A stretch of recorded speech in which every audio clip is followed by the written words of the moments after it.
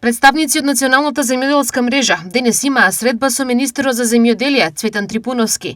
Повод е новата програма на земјоделие на која тие имаат бројни забелешки.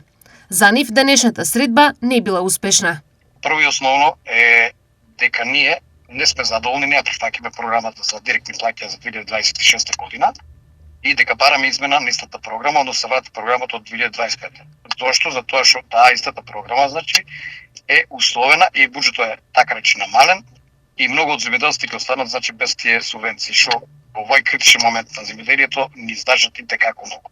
Представникот на сточарите, Борче Бочински, потенцира дека сточарството е во најкритична состојба со оглед на конкурентското опкружување, а како пример ја наведува Србија, каде субвенциите се неколкукратно повисоки и од нашите.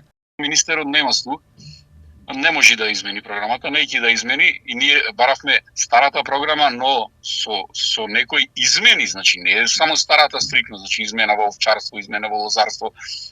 Фактички сега ќе дојдат до уништување за оваа година, не веќе од самата реакција ги врате програмите до 27-ма, но ќе дојде уште толку да се намали ситниот земјоделец или сточар кој стварно ја крепи државата. Од Националната земјоделска мрежа следни конкретни чекори не најавуваат, но велат дека остануваат доследни проблемот да се решава институционално.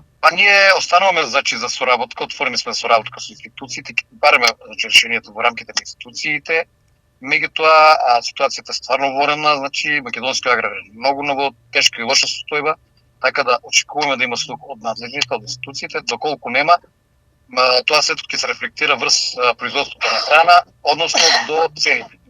Сега и самите сте сведоци дека во овој период имаме нагло зголемување на енергенците, на пестицидите, на ѓубривата, тоа ќе биде плюс додатно оптерување кај нас.